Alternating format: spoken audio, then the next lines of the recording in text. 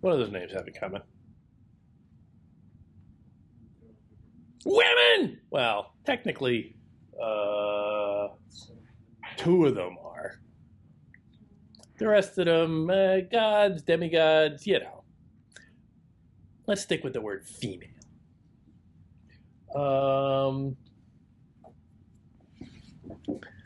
I think it's fair to say Odysseus has some issues with the women in his life. It's an interesting dynamic throughout.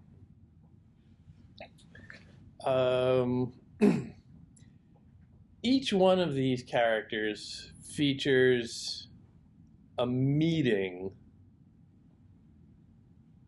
not at the beginning of the relationship always, but a big scene where the two sort of oppose one another.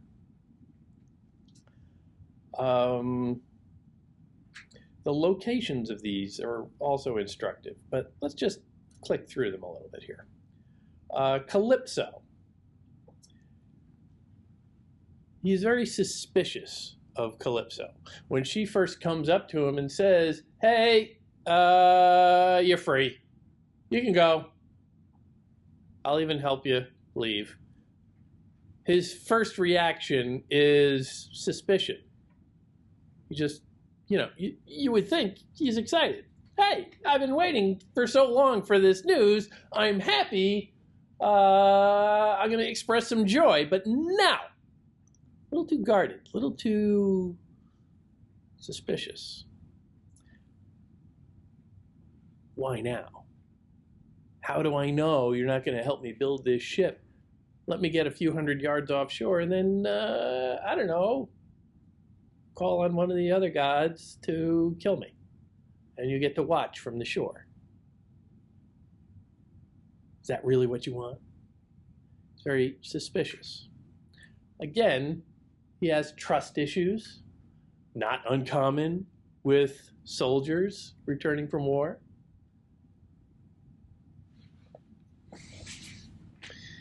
Nausicaa. Who is Nausicaa?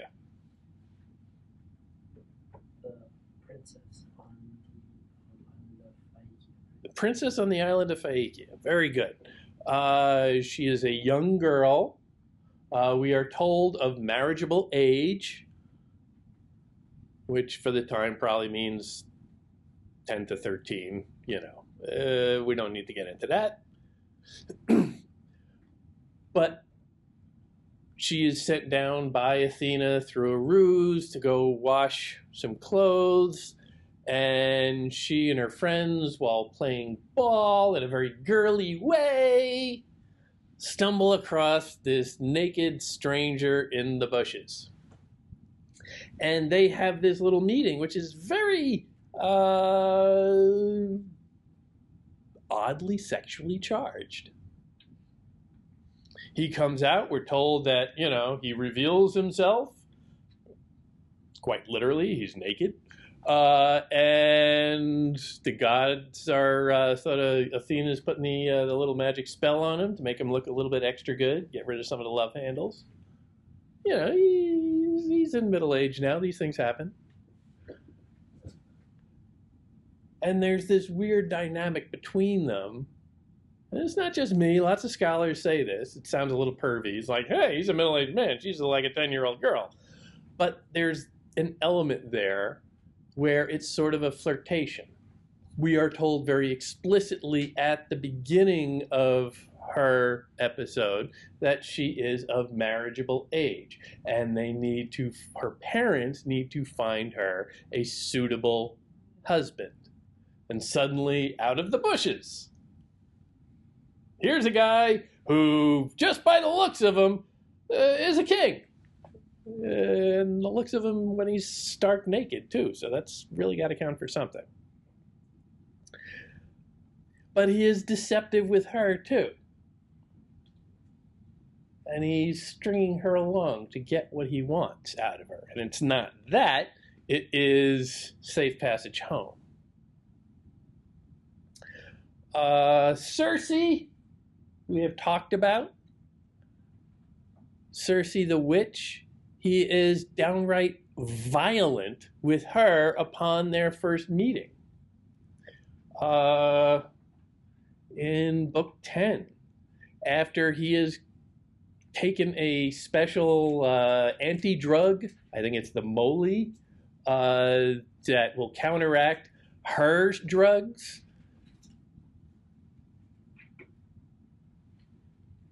Women who have access to drugs or anything like that are pretty much always witches of some form in ancient literature and really up through the Middle Ages. So, witch. He takes this drug that sort of, it takes the whammy out of it. And when she gives it to him and expects that he now too will turn to swine significantly, he does not. But I drew my sharp sword from my thigh and leapt at her as if I meant to kill her. That's, now, granted, she turned his whole, or at least a deputation of his crew into animals, so he's got a right to be a little bit, miffed. But that is a sudden turn to darkness there. With, again, obviously, as I suggest, some deep sexual undertones.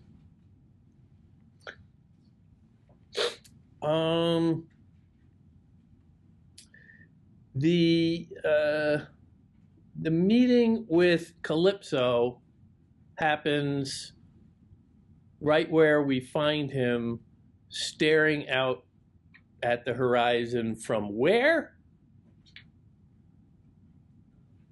Beach. Beach. His scene with Nausicaa happens in close proximity to where that he is washed up from shore, hint, hint. A riverside, also known perhaps as a beach of sorts. Rivers can have beaches. Or marsh. Okay, fine. Don't get all, marshy. Come on. With Circe, it's in the woods at her house. Curious. Athena. He has a big meeting with Athena. Athena has been popping in and out in disguise throughout this poem, but they have one really notable scene when he returns to Ithaca. And she, again, disguises herself. Lots of disguises. Disguises herself as just a guy walking along the beach. And she is the one to explain to him, who has just woken up, being dropped off by the Phaeacians, and says, yeah, this is Ithaca. And he can't quite believe that. But he is clearly overjoyed. And when she asks him, still in disguise, well, who are you? Stranger, just washed up on shore here. He goes into a long story. Very involved, lots of twists and turns, really pulls out the soap opera stops on this. None of it really matters. And she just sort of listens to him. Yeah. Let him tell that lie, spinning it out. And she's just sitting there, yeah, really? Yeah? Pirates? Wow!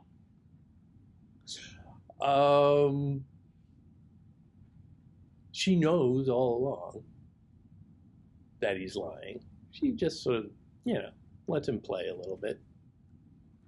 And then she just looks at him and, what are you doing? Oh, Odysseus. Always Polymetis. Odysseus, still wary, answered, Goddess, even the smartest men may find it hard to recognize you. You disguise yourself so many ways. I do know that you helped me during the Trojan War so long ago, but when we Greeks had sacked the town of Priam and we embarked and gods dispersed our fleet, I did not see you on board my ship, daughter of Zeus. You gave me no protection. Here's a little irony. As readers, we know that she's been sort of in his corner all along. The very first scene of this poem is her arguing with her father Zeus, saying, hey, let's get this guy home. He doesn't know any of that. He couldn't know any of that. But he is automatically very suspicious of her, if not a little hostile. Yeah, I know you've been in my corner in the past. You were great that one time in the war. But what have you done for me lately? Always the trust issues with him. And that kind of hostility. Opposing this person whom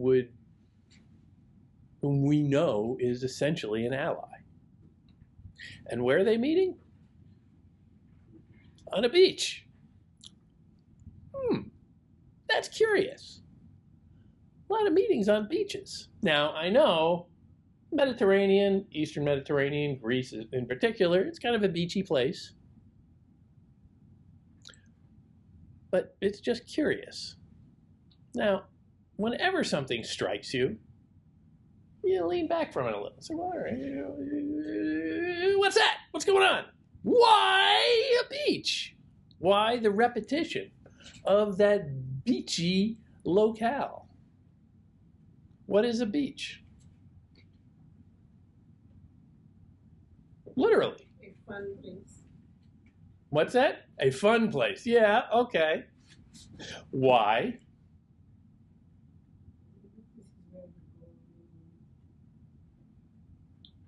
Shower or whatever. Yeah. Understand.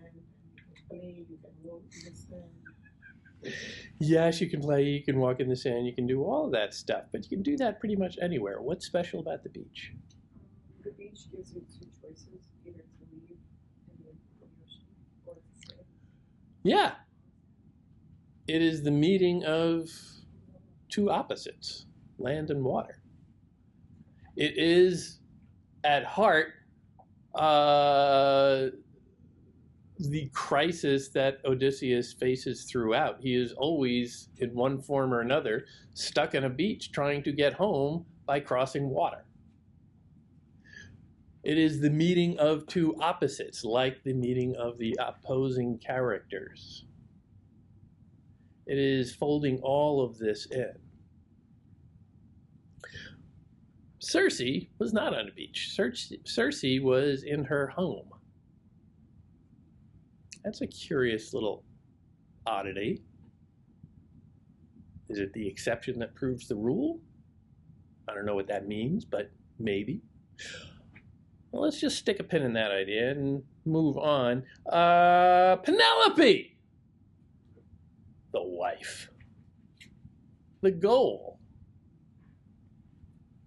I think the meeting with Penelope, there are two of them, and they're both extraordinary. But if you just look at the second one, in book 23, I find this meeting just, it's just electric, because so much has been leading up until this. Odysseus had met with her when he was in disguise as the old beggar, and he was still playing his games, sort of testing her. He's always testing people. But he was being his usual duplicitous, arguably jackass self. Now he has revealed himself. He slaughtered all of the suitors, seemingly solving all of her problems. And this is the moment when he actually comes home. He goes and he meets with her in her little suite, in their old bedroom suite, the cornerstone of their house, the home of the home. And she is wary. She is suspicious. She has been lied to many times by other people, other con men trying to come and take advantage of her, and she has built up some defenses of her own, not unlike Odysseus. Odysseus has been at war for 20 years, opposing the Trojans and then various demigods and monsters. She has been at war of her own for 20 years, fending off all of these layabout jackasses that come to her house and eat her out of house and home.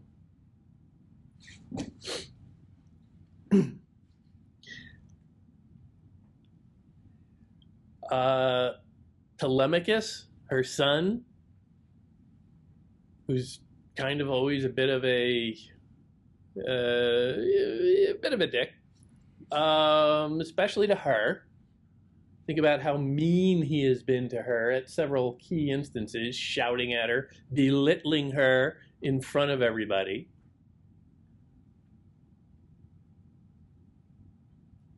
He's a kid who doesn't know how to grow up, and doesn't know how to be a man, so the only one he can kick to assert his own sense of dignity is his mom.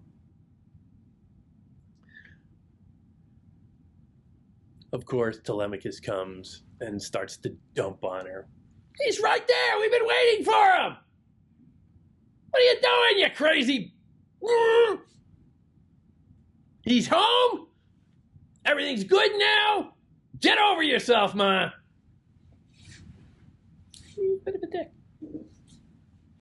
But thoughtfully she answered, My child, I am confused. I cannot speak or meet his eyes. If this is really him, if my Odysseus has come back home, we have our ways to recognize each other through secret signs known only to us two. That's intriguing. Now, confused? Maybe. Obviously, this is a momentous occasion that she has just been sort of woken up with. You know, hasn't had her morning coffee. And, you know, you imagine waking up on like your average Sunday morning and being told, oh yeah, all those guys that have been annoying you for the last 10 years, well, they've been turned into dog food. They're getting hosed out of the central hall downstairs right now. And your husband, who's been missing for 20 years, he's back. You know, that's a lot to take in. So you can forgive her for being confused. But at the same time, I would say that based on the one scene, well, actually, every scene that she's in, she demonstrates a kind of intellectual clarity and an ability to stay calm and centered. She is always spoken of as being near a pillar supporting the house. She is always that immovable foundation of the home. So I'm not sure I buy confused. But I can certainly see where she might claim to be confused to just keep everybody off right now. It's a nice little stall. Now remember, communications weren't all that great in the ancient world, but she knows that the war ended 10 years ago. Oh, my husband came home now? Oh, well, that's just great. Bring him in. No, I don't think she's confused about that. We have our ways to recognize each other through secret signs known only to us two. Meaning, go away, son. You have no part in this. And she is setting up her own oppositional moment between her and Odysseus. Her husband and she will work this out between the two of them, opposing one another. Now, personally, I look on the next line with a bit of a smile, and it's the 14-year-old boy in me. But Emily Wilson is leaning into this as well. Hardened Odysseus began to smile. Now, Penelope has just shown, arguably, a little independence, a little strength of mind, a little cleverness, also hinting at a unique chemistry between these two characters, between Penelope and Odysseus. The word that is used in the original text, I hate to go all Greek on you here, is politles. Forgive my pronunciation. Poly, again, many. Essentially, the definition that the primary Greek dictionary that we have goes with is much put upon, or much burdened man. And here at this moment, he has been burdened, he has been hardened, he has been tested, and he is probably very tired. And here he is, just at this moment, giving in because, all right, I'm exhausted, but I have this one last test to pass. But Emily Wilson goes with hardened, not put upon or anything like that. But I think in that she is smuggling in some of the sexual tension, because I think he's a little turned on by the opposition with this one female character who is probably his equal. Because all the others he was able to manipulate, with the exception of Athena. All the others, he used towards his ends and then dispensed with them. But Penelope is different. Penelope is special. We are told frequently that she is very smart, and she is his equal in many things, particularly intellectually. So I think that choice of hardened, again, not to dwell on this as a 14-year-old boy, but I'm going there. I think that is deliberate. And I think that sets up what is a kind of verbal tango, if you will, where they are testing one another. We have seen Odysseus test everybody in this poem. He tests Calypso when she first comes to him with those great news, beginnings and endings, the very first scene that we see him in. His first line is a test to those people coming to him. He tests everybody. He tests Nausicaa, saying, whoa, your parents are the king and queen, and yeah, let's see, you could maybe help me. And he tests the king and queen and plays them off, one off the other, and tries to secure who's really in charge here. Who do I have to suck up to just a little bit more to get what I want? He tests his own son upon returning home when Telemachus walks into the swineherd's little hut. Odysseus just doesn't do anything. He just sits there, dumb, And, well, I better not say anything. I can't give up my cover. I gotta stay in character. And Athena comes in and says, "What are you doing? That's your son. You last saw him when he was an infant. Now he's 20 something. Stop testing him." He was asking Telemachus, "Yeah, okay, yeah, I'm just a stranger around here. You say your father, the king, is gone. Are you happy about that? Are you loyal?" Testing his son. But here, these two, Penelope and Odysseus, are testing one another, sidling up to one another and saying, "All right, let's see if this really is the case." Now, maybe Odysseus is just going through this and saying, "All right, ask me what you want, I'll prove it." But we know also that he's been very suspicious throughout of Penelope being unfaithful to him, because he has certainly always been very faithful to her. 20 long years, he's kept it zipped. And she, that slut! All these young men laying around. I know something went wrong there. So they are testing. That is happening in her home.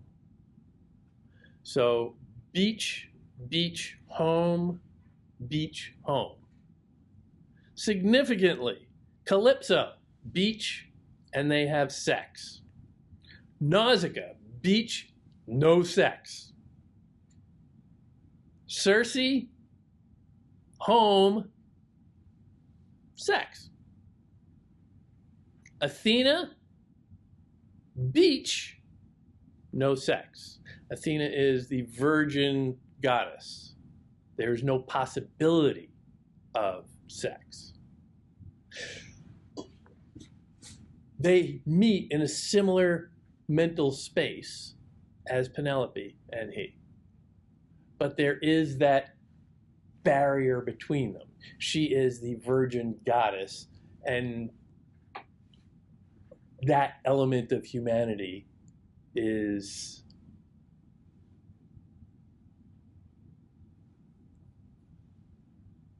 futile against her.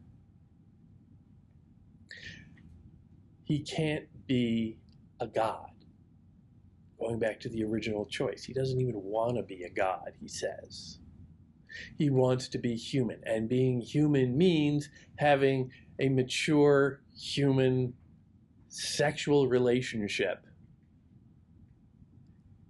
at home.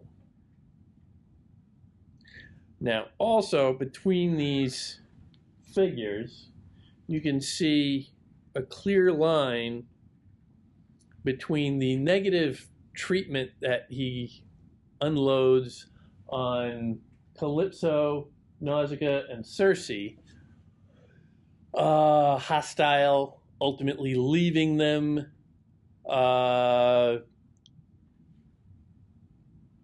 a good guy in general.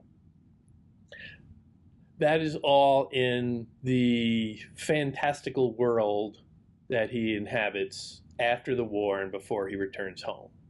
The world of the monsters and the gods and magic and mystery. When he returns home, it's all very real. And that's where he starts to have mature relationships. He has been busted up along the way and learned to function as a mature human being in society. And it's only through coming home and testing that character in society that he can prove that he's ready to truly re-enter.